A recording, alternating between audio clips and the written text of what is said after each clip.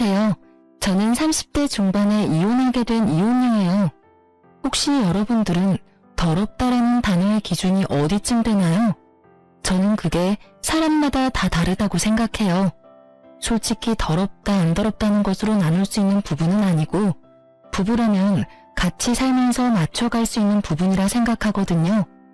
그런데 보통의 부부들이라면 그걸 맞춰갈 수 있는데 혹시라도 한 사람이 결벽증에 준하는 위생관념을 가지고 있다면 솔직히 나머지 한 사람은 엄청 힘들 수밖에 없다고 생각해요. 저희 부부도 그런 부부 중에 한 사람이었어요. 남편은 결혼 전부터 무척 깔끔했어요. 저는 평범했죠. 아침은 머리 감고 저녁엔 샤워하죠. 화장실 다녀오면 손 씻고 식사하기 전 요리 전에 손 씻고 빨래는 속옷과 수건은 각각 따로 빨고 타올은 고온 스팀으로 빨래해요. 집 청소는 일주일에 3번, 화장실 청소는 일주일에 2번. 요리할 때는 일회용 장갑 끼고 설거지 해가며 하고 보통 이 정도라고 생각해요. 맞벌이를 하는 부부의 아내라면 이 정도면 충분하지 않을까 싶어요. 아니라면 그건 제가 다른 사람들보다 덜 깨끗한 건지도 모르죠. 그런데 남편은 과도하게 깔끔하게 굴었어요. 돌바닥에 앉는 것도 더러워서 안 되고 노점에서 파는 음식도 더러워서 먹으면 안 된다고 하죠. 연애 때는 크게 신경 쓰지 않았어요. 남편을 만날 때만 신경 쓰면 되는 일이었으니까요. 그래서 결혼하자고 했을 때도 그 정도로 한 생각을 하고 좋다고 결혼했어요. 이제는 인정해요. 제가 경솔했다는 걸요. 저와 남편은 20대 후반에 결혼을 했어요. 당시에 저는 평범한 직장 생활이 저와 맞지 않다는 걸 깨닫고 작은 카페를 운영하고 있었어요. 남편은 영업직으로 거래처 직원과 함께 들른 곳이 저의 카페여서 그 인연으로 사랑을 시작하게 되었죠. 한 번, 2번 그렇게 몇 번 남편이 들르다 보니 저도 그렇고 서로에게 관심을 가지게 된 거죠. 만난 지 몇 개월 만에 저희는 서로의 가치관이 잘 맞는다고 생각했고 결혼을 생각하게 될 정도가 됐죠. 남편도 저도 그다지 다른 부분에서는 문제될 일들이 없다고 단정지어 생각했던 건지도 몰라요. 그런데 결혼하고 나서야 알게 된 거죠. 남편의 깔끔이 생각보다 더 심각하다는 걸요. 남편만큼은 아니지만 심호도 깔끔함의 수준이 남다르더라고요. 결혼 초기에는 그런 시댁의 가풍과 남편의 생각을 존중해서 열심히 맞춰주려고 노력했어요. 그렇게 잘 맞춰가고 있다고 생각하고 있었는데 그게 아니었다는 걸 알게 된 사건이 발생했어요. 결혼한 지 3년쯤 됐을 때요. 그때가 김장철이었기에 시댁에서 김장을 하고 있었죠. 남편은 김장이 다 될 무렵 김치와 수육을 먹으러 왔고요. 시모는 제게 시부가 먹을 막걸리를 한두 병 사오라며 저를 심부름 보냈어요. 그렇게 나가는 길에 아파트 입구에서 남편을 만났고 남편을 올려보낸 뒤 마트에 가던 저는 카드를 쓰고 지갑이 아닌 가방에 넣어뒀던 게 생각났어요. 그래서 가는 도중에 돌아와 시댁으로 향했어요. 돈 없이 막걸리를 사러 갈 수는 없으니까요. 시댁 현관은 김장으로 인해서 문이 살짝 열려 있었는데 큰 소리를 내기 좀 그러니 소리 죽여 들어가려고 했어요. 그런데 안쪽 방에서 남편 목소리가 나오더라고요. 아, 진짜 짜증나 죽겠어. 우리 와이프 얼마나 더러운지 모르지? 여기 와서는 그나마 관리하는 거야. 집에서는 살림을 진짜 얼마나 더럽게 하는지. 청소도 매일 안 하고 빨래도 쌓아놓고 해. 진짜 옆에 있으면 막 짜증이 날 때가 한둘이 아니야. 그래? 우리 집에서 하는 거 보면 그 정도는 아닌 것처럼 보이는데 많이 못 참을 정도니? 미치겠어. 살림살이 만지기도 싫고 집에서는 밥도 먹기 싫을 정도야. 그냥 밖에서 사 먹는 게 더 마음이 편할 정도거든. 그 이야기를 듣는데 얼굴이 화끈거리며 화가 치밀어 올랐어요. 솔직히 저는 제가 더럽다는 생각을 해본 적이 없거든요. 우리 집에서는 이게 기본이었고 솔직히 남편 때문에 더 열심히 청소한다고 했는데 남편에게는 그게 아니었던 건가 봐요. 만약 남편이 그렇게 느꼈다면 저한테 이야기를 하면 되는데 이렇게 시댁에 와서 시모에게 이야기하는 게 너무 짜증이 났어요. 모른 척 하려니 저런 소리 또 하고 다닐 것 같고 지금 들어가서 지랄하면 김장하러 온 건데 분란만 일으킬 것 같더라고요. 그래서 일단 참았어요. 저는 일부러 큰 소리를 내며 지금 도착한 것처럼 굴었어요. 아, 카드를 놔두고 갔네요. 돈도 없이 막걸리 사러 갈 뻔했어요. 그러면서 들어가 카드만 들고 나와서는 밖으로 가는 길 내내 남편을 어떻게 조질까 그 생각만 했어요. 솔직히 제가 잘못을 했다면 모르겠는데 이 부분은 잘못하고 말고의 상황이 아니잖아요. 서로의 기준이 다른 것뿐인데 제가 다른 사람에게 더러운 사람이 됐다는 게 참을 수 없을 만큼 수치스럽고 짜증났거든요. 게다가 제가 더럽다면 본인이 알아서 청소하고 빨래하고 요리하면 되잖아요. 그런데 자긴 손가락 하나 까딱하지도 않았으면서 왜 뒤에서 지적질만 하는 말이죠. 그게 더 열받는 거예요. 그날 저녁 집에 돌아가서 제가 남편에게 말했어요. 당신이 어머님한테 나 더럽다고 한 이야기 들었어. 솔직히 나는 내가 더럽다기보다 자기가 너무 깔끔한 것 같거든? 그러니까 방 따로 나눠 쓰자. 그리고 이제 앞으로 각자 알아서 살림해. 그래야 당신 눈에 거슬리지 않을 거 아냐. 당신은 당신 방만 신경 쓰고 나는 내 방만 신경 쓰고 그럼 됐지? 남편이 당황한 표정으로 저를 보며 변명하더라고요. 그 말 들었어? 아니, 나는 그런 의도로 이야기한 건 아니고 조금 거슬린다는 생각으로 한 이야기인데. 그러니까 당신이 3년 동안 얼마나 힘들었을지 내가 잘 알겠어. 그러니까 따로 하자고. 그래야 당신 마음에 들고 나도 덜 피곤한 거 아냐. 저의 강경한 말에 남편은 어쩔 수 없이 고개를 끄덕였어요. 그럴 수밖에 없죠. 저는 한 점도 물러설 생각이 없었거든요. 이번에 이 상황을 풀지 못하면 앞으로도 계속 그런 불평불만을 듣고 살아야 할 테니까요. 그리고 손 하나 움직이지 않는 남편에게 제가 얼마나 힘들게 살림을 하고 있는지도 보여줄 생각이었죠. 그날부터 저는 모든 걸 혼자 했어요. 요리, 빨래, 청소 전부 제 것만 했어요. 절대로 남편 몫은 따로 하지 않았죠. 그렇게 일주일 정도 지나니 남편이 말하더라고요. 설마 방만 따로 쓰는 게 아니고 살림도 따로 해야 하는 거야? 당연하지. 솔직히 내가 여태까지 생각이 짧았어. 당신이 그렇게 생각한다고 한마디만 나한테 해줬어도 내가 미리 이렇게 살림을 나눴을 건데. 아, 그 음식 먹지 마. 내가 한 거야. 더러워서 어차피 먹지도 못할 거 뭐하러 억지로 먹으려고 해? 그러지 말고 사서 먹거나 밖에서 먹고 와. 시간 되면 당신이 만들어 먹던지. 저는 최대한 담담하게 이야기했어요. 이야기하면서도 화가 났지만 참았죠. 화를 내면 아무것도 바뀌지 않을 거라고 생각했거든요. 제 말에 남편은 잠시 음식을 바라보더니 지갑을 챙겨 밖으로 나가더군요. 그렇게 저와 남편의 각자 생활이 시작됐어요. 그러다 남편이 못 참겠는지 2주 정도 지나니 저한테 말하더군요.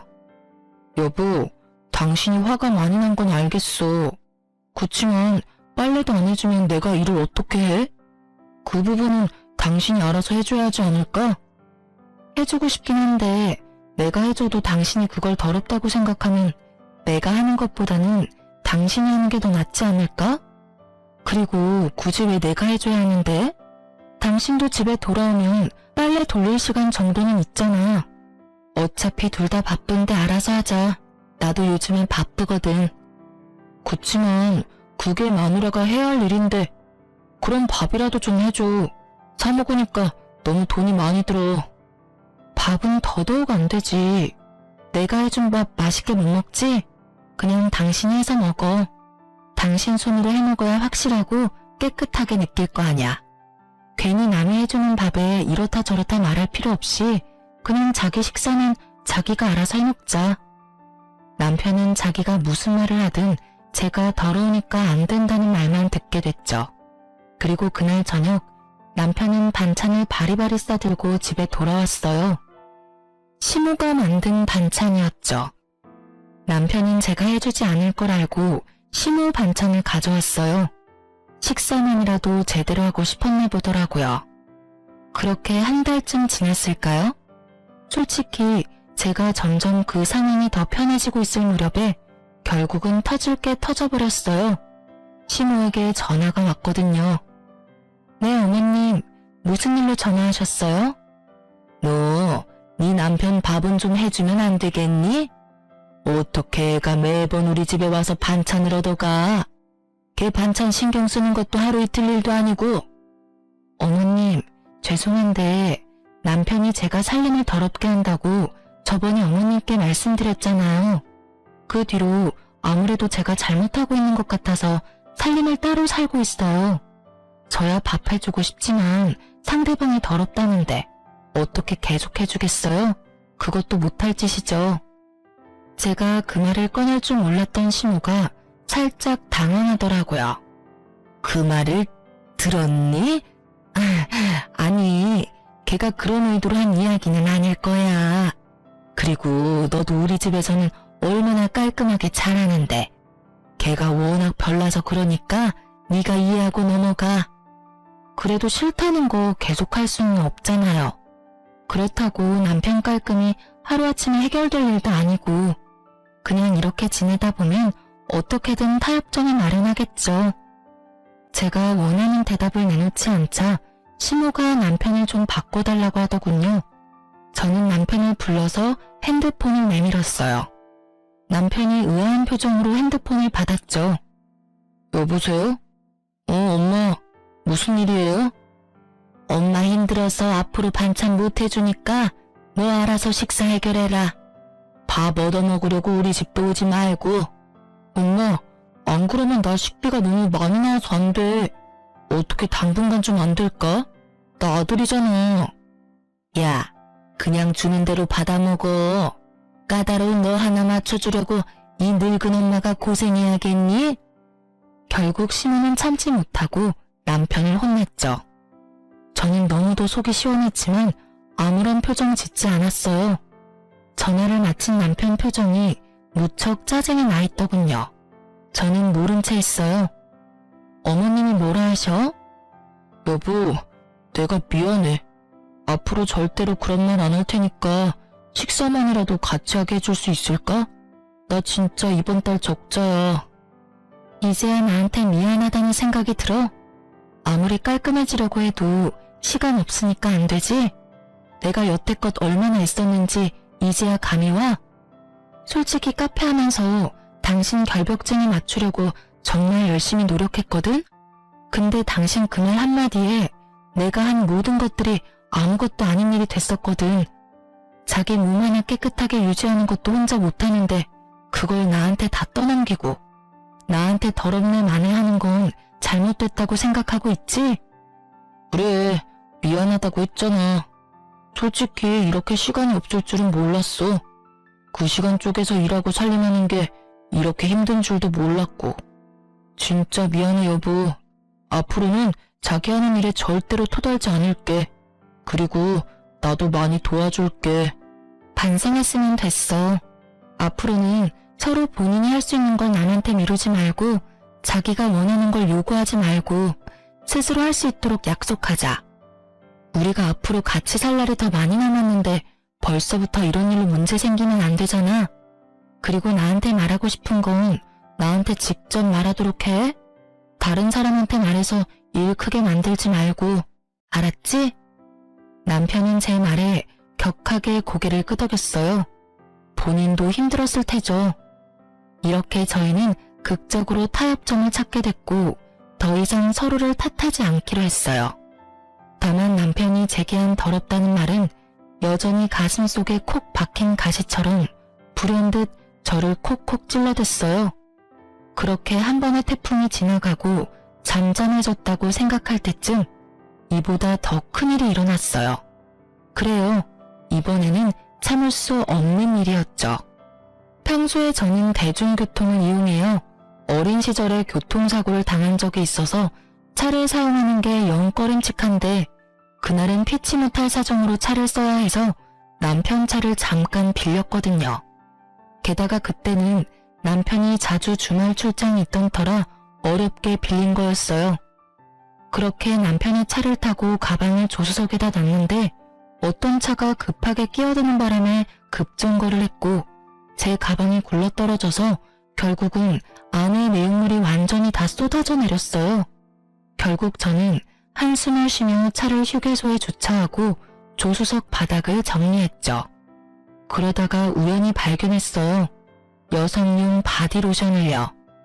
제가 사용하는 브랜드는 아니었고 남자 차에서 흔히 발견될 물건은 아니잖아요. 그냥 립밤이나 핸드크림 같은 거였으면 직장 동료나 고객을 태웠다고 생각할 수도 있었을 테지만 바디로션이에요. 1박을 할 거라는 생각이 없으면 보통 챙기지 않는 물건이죠. 저는 순간 머리에 찬물을 뒤집어 쓴 것 같은 기분이 들었어요. 그렇지만 이걸 들고 남편을 추궁할 수도 없었죠. 확실하지 않잖아요. 그래서 일단 증거를 잡을 때까지 모른 척 하기로 했어요. 그런데 차를 몰고 집에 오는 내내 온갖 생각이 다 들더라고요. 설마 아니겠지. 그럴 리 없을 거야. 그런데 이게 왜 여기 있나? 최근에 주말 출장이 너무 잦았어. 이런 생각들요. 집에 와서도 남편 얼굴을 제대로 못 보겠더라고요. 보고 나면 화가 울컥 날 것 같았거든요. 그러다 남편이 하루는 술에 절어 들어온 날이 있었어요. 남편을 옮기다가 떨어진 핸드폰을 들고는 벌벌 떨며 확인을 했어요. 설마 있을까 싶었는데 설마가 사람 잡더군요. 카드사 어플에 떡하니 오늘 모텔에 갔던 내역이 있었고 지우지 못한 카톡 내용도 그대로 있더군요. 오빠 잘 들어가, 사랑해, 벌써 보고 싶다. 이런 내용이 오늘 하루 사이에 다 있었어요. 저는 모두 캡처하고 제 핸드폰으로 동영상을 찍어서 증거도 남겼어요. 그리고 저는 남편의 SNS를 통해서 그녀의 SNS 주소도 알아냈어요. 그날 저녁 그 상간녀의 SNS를 보는데 정말 미쳐버리겠더라고요. 그 여자가 여행 갔다고 한 날짜들은 모두 빠짐없이 남편의 주말 출장 날과 겹쳐 있었어요. 게다가 남편임을 짐작 가능한 사진들을 보니 잠도 오지 않더라고요. 주말인 다음 날은 카페에는 중요한 날이었고 어쩔 수 없이 뜬 눈으로 밤을 지새운 저는 이른 아침 카페로 향했어요. 아침에 침대에서 제 속도 모르고 쿨쿨 자는 남편을 보니 한 대 때려주고 싶었지만 참고 일하러 갔어요. 그런데 오후에 남편이 술에 깨서 제 카페로 찾아왔더라고요. 당시에 저는 외국인 단골과 같이 있었는데 그가 제게 인사차 포옹을 해줬어요. 그리고는 제 어깨를 톡톡 치며 웃어 보이고는 카페에서 나갔죠. 그런데 남편이 완전 똥 씹은 표정으로 저한테 오더라고요. 저 사람 누군데 당신을 껴안아? 그것도 카페에서. 여기를 술집이라고 착각하는 거 아니야? 여기는 엄연히 한국이라고, 한국. 그리고 당신도 저런 사람은 받아주면 안 되지. 더럽게 다른 남자랑 포옹을 하고. 또다시 등장한 단어, 더럽게. 그 말에 참다 꾹꾹 눌러놓은 화가 터져버리고 말았죠. 더러워? 뭐가 그렇게 더러운데? 외국인이야. 그 사람한테 그건 그냥 인사야. 근데 네가 나한테 더럽다고 할 처지는 아니지 않니? 너야말로 뒤로 더러운 짓은 다 하고 다니는 주제에. 그게 무슨 소리야. 내가 뭘 뒤로 더러운 짓을 해? 나는 그런 적 없어. 잘 알아보고 그런 이야기를 해. 너 잘못 없는 사람 잘못 있다고 말하면 무고죄 되는 거 몰라? 죄가 없어야 무고죄지. 죄가 있으면 무고죄가 아니지 않을까? 내가 모를 줄 알았어? 너 차 안에 여자 바디로션 떨어져 있더라? 툭 튀어나온 바디로션 이야기에 남편의 눈동자가 갈 곳을 잃었어요. 제게 어떤 말을 할까 싶었는데 첫 마디는 발뺌이었습니다. 직장 동료가 흘리고 간 건지 고객이 떨어뜨리고 간 건지 나도 몰라. 그런 거 가지고 지레 짐작하는 거면 주말마다 출장 가는 거, 그 여자 만나러 가는 거 모를 줄 알았어? 다 알아. 예쁘장하게 생겼더라. 웨이브진 긴 갈색 머리에 손톱은 어찌나 돈을 처발랐는지 아주 휘황찬란하던데? SNS에 명품 자랑하는 사진으로 도배한 여자 말이야. 내 말이 틀려? 그래, 나 여자 만나고 다녀. 근데 그렇다고 당신이 나한테 큰 소리 칠 이유는 없지. 당신이야말로 이런 식으로 카페 하면서 여러 사람 만나고 아까도 외국인이랑 끌어안지 않았어? 솔직하게 말해서 그런 것도 다 바람 피우는 거랑 다를 게 없거든? 네가 술집 여자도 아니고 커피나 팔면 되지 왜 포옹을 해? 그냥 손님이기 이전에 단골이고 친구야. 그리고 네가 생각하는 그런 더러운 거? 그 친구랑 사이에는 없어. 근데 네가 그런 말 하니까 정말 웃기다. 다른 년이랑 뒹굴고 집에 들어와서 잠이나 자는 네가 더 더럽다고 생각하는데? 그리고 내가 아무것도 모른다고 생각하나 본데 나 다 알아.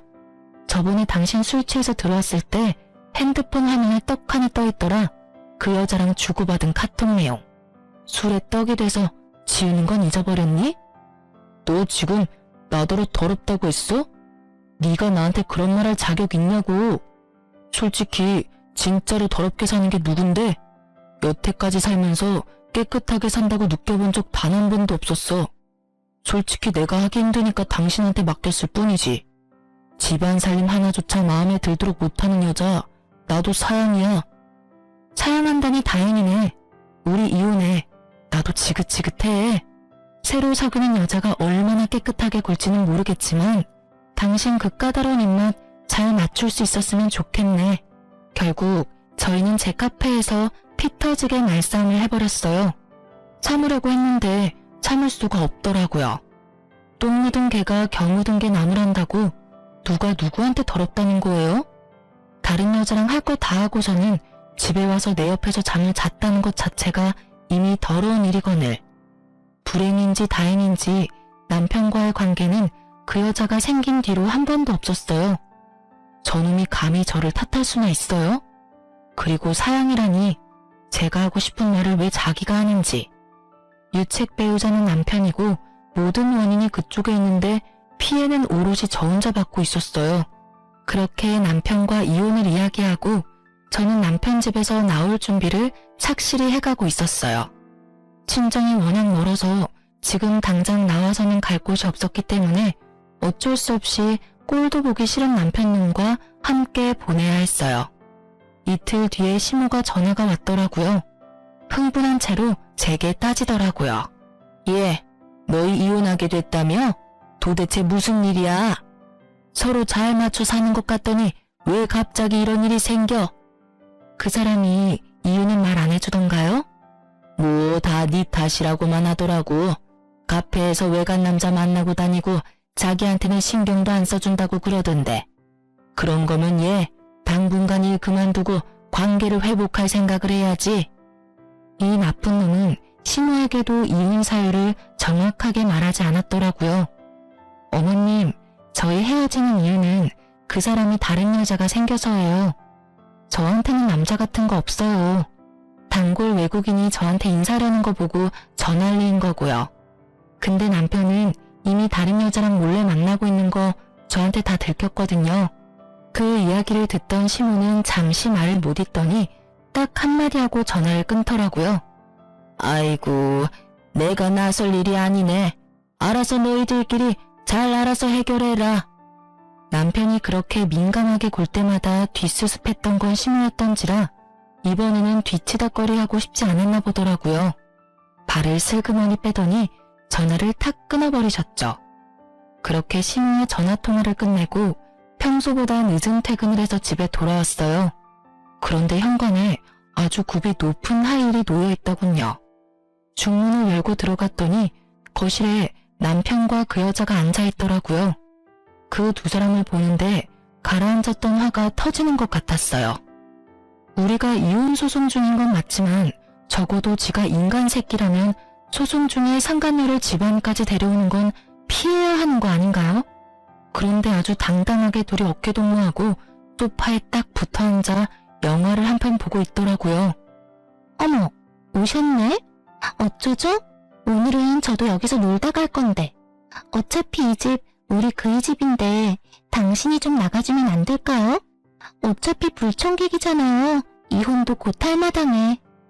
안방마님 역할에 심취해서는 저한테 비꼬는 말을 하는 상간녀를 보고 있자니 제 안에 잠자고 있던 투쟁 본능이 깨어나는 걸 느낄 수 있었어요. 아직 이혼은 소송 중에 있고 법적으로 아직은 부부예요. 서로 신뢰나 애정이 깨졌다고는 해도 법적 부부 사이니 한 집에 살아야 하죠. 그리고 그 어디에도 소송 중에 상간녀를 집에 데려올 수 있다는 법 같은 건 없어요. 그 이 집? 재산 분할이 되기 전까지는 여기는 제 집이기도 해요. 객이면 객답게 찌그러져 있으세요. 시답지 않게 많이 맹세 그만하시고요. 말씀이 좀 과하시네요. 하긴 남편 빼앗긴 유부녀가 얼마나 히스테릭한지 안 봐도 뻔하죠. 다른 여자한테 남편 뺏긴다는 경험이 그렇게 흔한 경험은 아니잖아요. 저는 잘 모르겠는데요. 마누라 있는 남자 꼬셔서 남의 가정 파탄내는 상간녀가 무슨 생각을 하는지. 제가 당한 일이 그리 흔한 경험은 아닌데 그쪽은 남자 뺏긴 여자 심정을 잘 아는 걸 보니 많이 뺏어보셨나 봐요? 제 버릇 못 준다고 남의 것 뺏는 여자는 평생 남의 것 뺏고 살잖아요. 이번이 처음이라고 말할 수는 없겠죠. 아니 이 아줌마가 보자 하니까 처음이고 아니고 당신이 뭔 상관이에요? 그리고 남자 뺏긴 쪽이 나쁜 거지. 그러게 관리를 잘하지 그랬어요?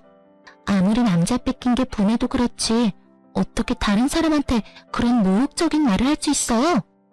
남자 뺏겨서 분하다뇨? 앞으로는 깔끔 떠는 척 오만상하더니 뒤로는 와이프 몰래 여자 만나서 할 거 다 하고 다니는 더러운 새끼는 제 쪽에서 사양해요. 둘이 짝짝꿍이 잘 맞는 것 같으니 잘 사세요. 내 눈에 안 띄는 곳에서 상간소송 위자료나 갚으면서요. 결국 저와 말다툼이 끝나지 않자 남편님은 그 상간녀를 데리고 밖으로 나가버리더군요. 남편이 나가고 나서야 꼿꼿하게 서 있던 제 몸은 무너졌어요. 저 나쁜 놈이 벌써 집에 상간녀를 당당하게 들일지 상상조차 못하고 있었거든요. 그 뻔뻔함과 똥배짱에 저는 여러모로 타격이 컸어요. 그래서 그날 저녁 부랴부랴 짐부터 챙겼어요. 그러고는 제 카페로 갔어요. 카페에는 다행히 휴식을 취할 수 있는 작은 쪽방이 있었거든요. 그곳에서 잠을 자며 저는 상간녀의 SNS를 살폈어요. 그런데 몇 장의 사진에서 이상한 걸 발견했어요. 그 여자는 주로 남자랑 같이 있는 사진을 꼭 얼굴만 보이지 않게 찍어서 올리거든요. 몇 장의 사진에 찍힌 남자가 제 남편이 아닌 것 같더라고요. 그래서 의아하게 생각하고 있었죠. 특히 한 장은 너무 이상했어요. 식사 자리였는데 해산물이 가득한 식탁이었거든요. 그런데 남편은 해산물, 즉 갑각류 알레르기가 있었거든요. 절대 먹지 않을 음식을 앞에 두고 사진을 찍었다니 이상한 일이잖아요. 그래서 저는 남편이 아닌 것 같은 사진을 캡처해서 남편에게 슬쩍 보냈어요. 그러고는 언제부터 갑각류를 먹게 됐냐, 여태까지 나 속인 거냐 하고 문자를 보냈죠. 그랬는데 답이 없더라고요. 그리고 며칠이 지났을까 소송 중 남편 쪽에서는 난리가 난 모양이더라고요. 시모가 연락이 왔어요. 예, 내가 이런 말할 자격은 없지만 너희 이혼 다시 한번 생각해보지 않겠니? 갑자기 그게 무슨 소리세요? 저희 이미 이혼하기로 이미 다 합의됐어요. 남편도 이미 동의한 내용이고요. 상간녀랑 집에 같이 들어와 있던 바람에 저는 집에서도 쫓겨난 상황이에요. 네가 화가 얼마나 많이 났는지는 나도 이해해. 그렇지만 우리 아들도 피해자야. 그건 너도 좀 알아줬으면 좋겠구나. 시모가 도대체 뭔 소리 하나 싶었는데 이야기를 들어보니 참 남편 눈 팔자도 험하다 싶더라고요. 제가 남편에게 연락했었잖아요. 남편이 아닌 남자와 그 상간녀가 사진 찍은 걸 보냈거든요. 그런데 그게 생각보다 일이 커졌던 모양이더라고요. 남편이 그 상간녀에게 그 남자 누구냐고 추궁하고 그러던 차에 그 사진 속 남자가 남편에게 만나자고 연락이 왔다고 하더라고요. 남편이 나갔는데 자기가 그 상간녀 애인이라고 유부남 주제에 왜 그 여자랑 같이 살고 있냐며 서로 주먹 다짐까지 했던 모양이더라고요. 뭐 뿌린 대로 거뒀다고나 할까요? 그 여자는 유부남 만나면서 따로 남자친구도 착실하게 만나고 있던 모양이었어요. 그런데 거기서 끝난 게 아니었어요. 남편놈이 그 남자랑 만나서 싸우고 집에 와서 그 상간녀에게 남자 관계가 문란한 것에 대해 따졌더니 상간녀가 너도 어차피 바람 피워서 나 만난 거 아니냐며 남의 인생에 신경 쓰지 말라고 했다더라고요. 시모 말로는 남편놈이 자기도 그 많은 남자 중에 한 사람뿐이라는 걸 알고서는 배신감에 여자를 쫓아내 버렸다고 하더라고요. 여자는 상간녀 위자료 소송비가 나올 테니 남편에게 딱 붙어서 위자료를 뜯을 생각이었던 것 같았어요. 그런데 문어발식 자유연애하다가 결국엔 남편에게까지 버림을 받았으니 생각보다 너무 어이없는 결말이긴 했어요. 물론 많은 남자들에게서 또 많은 걸 뜯어내며 억울하게도 그 여자는 또 잘 살아가겠죠. 그렇다고 해서 그런 남편의 상황이 저에게 위로가 되진 않죠. 가정을 버리고 뒤에서 몰래 외도를 저질렀잖아요. 비록 그 여자는 남자친구가 따로 있었지만 법적으로 유부남이었으니 본인이 저지른 짓에 대해 책임을 져야 맞는 건데 뜬금없이 왜 시모가 저한테 재결합을 운운하는지 이해가 되질 않더라고요. 어머님, 그 사람이 지금 그렇게 힘든 일을 겪었다고 해서 그 사람이 저한테 한 말들과 행동까지 없던 일이 되는 건 아니잖아요. 저는 여전히 그 사람이 나더러 더럽다고 한 말을 잊지를 못해요. 더러운 여자랑 살 수 있는 사람은 아니니까요. 그래도 우리 아들 저렇게 미친년한테 당하고 이렇게 처량하게 혼자 살면서 위자료 갚아내야 한다고 생각하니 마음이 너무 안 좋아. 아들 한 번만 용서해줘라. 응? 여태까지의 정이 있는데. 죄송해요. 저는 이제 아무 감정 없어요. 이혼 소송도 이제 마무리 다 되어가고 솔직히 남편한테 정이 다 떨어져 버렸거든요. 그러니까 그 부분은 남편이 해결할 수밖에 없을 것 같아요. 그리고 무엇보다 그런 이야기를 어머님이 전화해서 하시는 게 더 이상한 일이잖아요. 본인이 힘들면 연락은 오겠죠. 받아들일 생각은 없지만. 결국 시모는 자기가 원하던 것은 얻지 못하고 전화를 끊을 수밖에 없었죠. 그런데 시모의 이야기를 들으며 어찌나 속이 시원한지. 5년 넘게 이어온 결혼 생활의 마침표를 찍는 건 생각보다 간단한 일이더라고요. 저희 사이에는 애도 없었으니 친권이나 양육권 생각할 것도 없었고 재산 분할이나 이런 것도 크게 제 생각과 다르지 않을 정도로는 받았어요.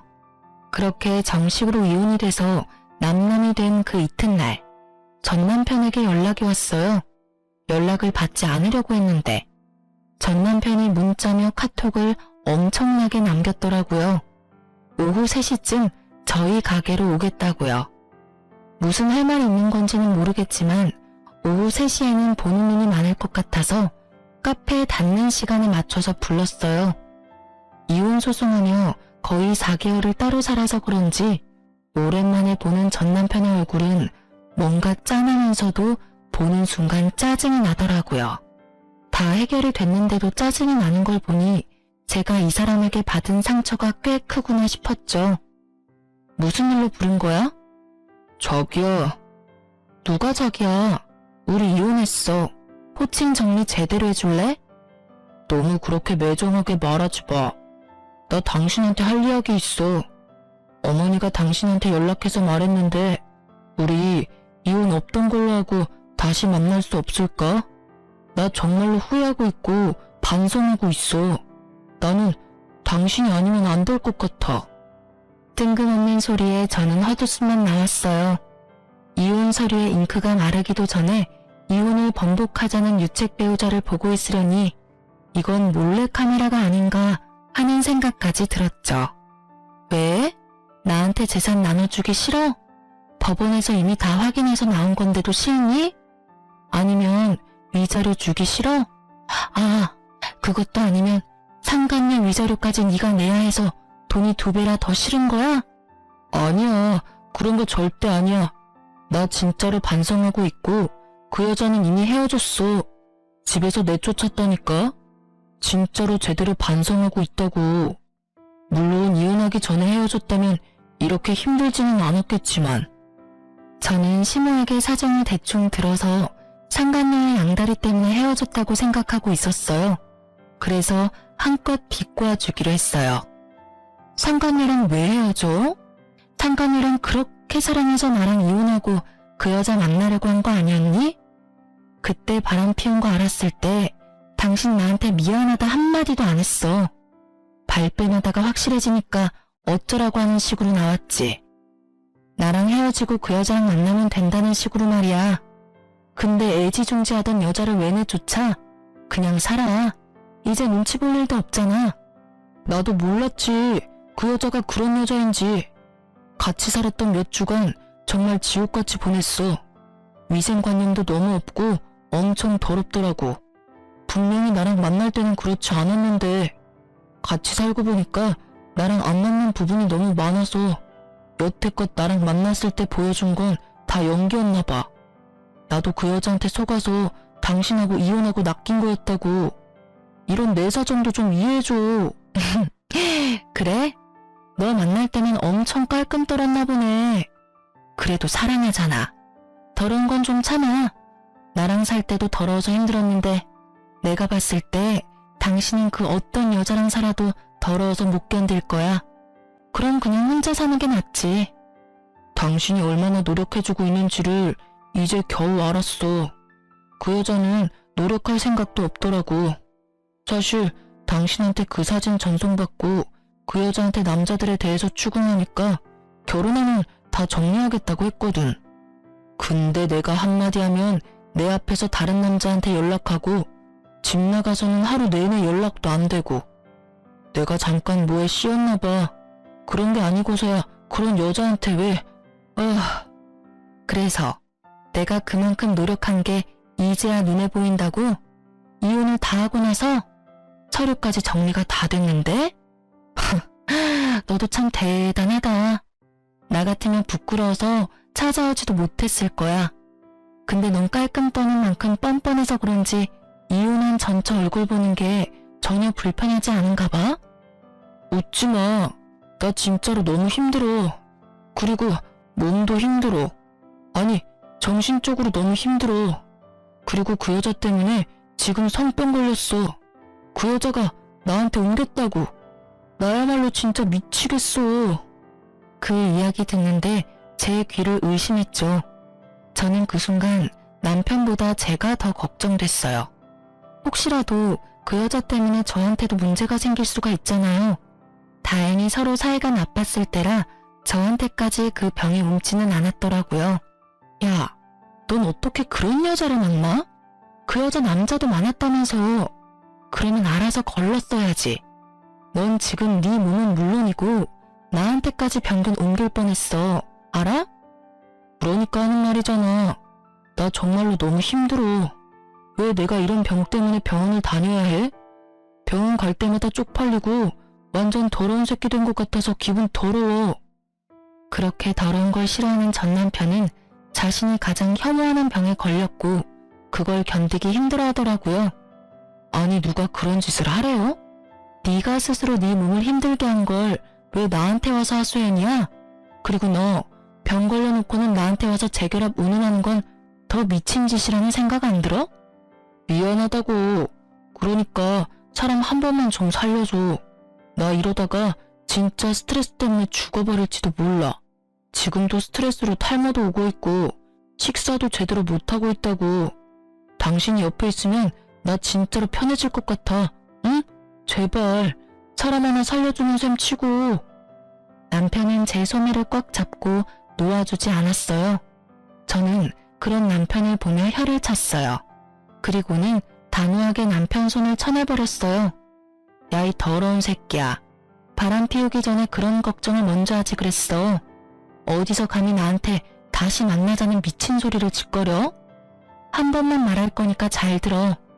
나는 너처럼 아랫돌이 잘못 눌려서 병이나 걸리는 더러운 남자랑 살기 싫으니까 2번 다시 찾아오지 마. 혹시라도 병 나았다고 또 찾아오지도 말고.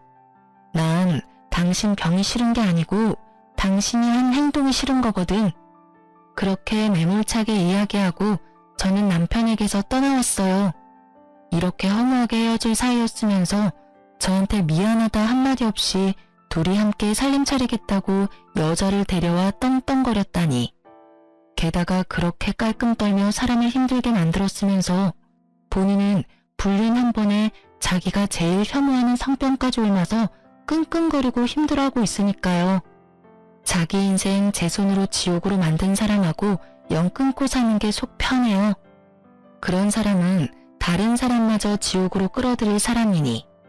게다가 정말로 반성했다면 저한테 돌아오라고 말하면 안 되죠.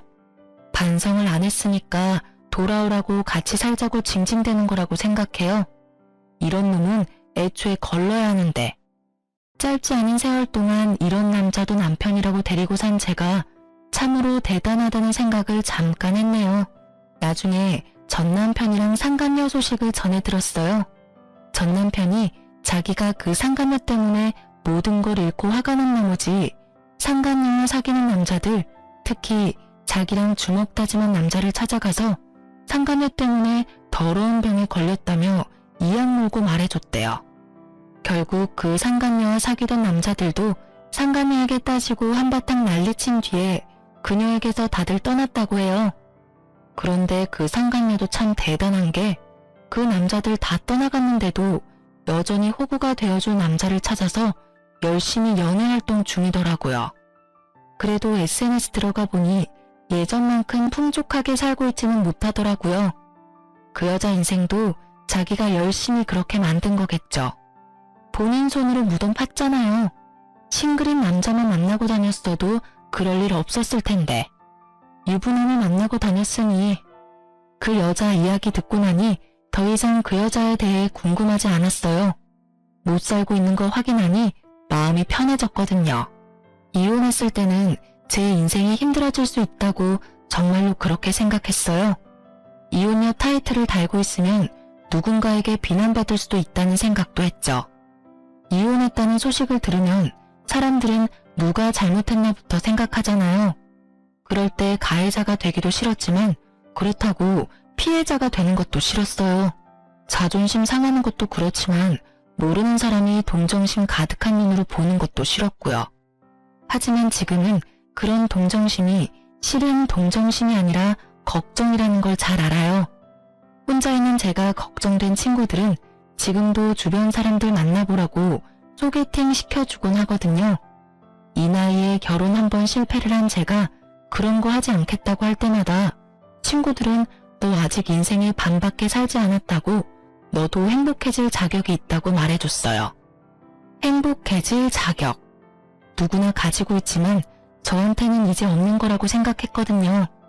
누가 나를 사랑해 주겠냐는 식으로 비관적인 생각만 했는데 주변에서 그렇게 말해주니 정말 고맙더라고요. 그리고 그런 친구들의 걱정과 도움으로 저는 새로운 연애를 시작하게 됐어요. 처음이 아니라서 더 조심스럽고 더 신중해지는 건 어쩔 수 없는 것 같아요. 상대방도 이혼남이라 더 그런 것 같고요. 첫 연애 때는 많은 걸 숨기고 잘 보이고 싶은 마음에 좋은 면만 보여줬는데 이번에는 그러지 않아요. 있는 그대로를 보여주고 상대방과 내가 서로의 본 모습을 어느 정도까지 받아들일 수 있는지를 보게 됐어요. 여전히 무섭지만 새로운 도전을 두려워하지는 않기로 했어요. 글을 쓰면서 그때 생각으로 힘들 줄 알았는데 생각보다 속이 시원하고 재미있었어요. 그 사람이 만약 그 상간녀랑 잘 살고 있었다면 또는 제가 이렇게 소소하게 행복한 시간을 갖지 않았다면 아마 그렇게 생각하지 않았을 테죠. 시간이 지나기도 했고 저도 새로운 삶을 찾아가고 있으니 이 사연글을 계기로 이제 옛날 일은 다 훌훌 털어버릴 거예요.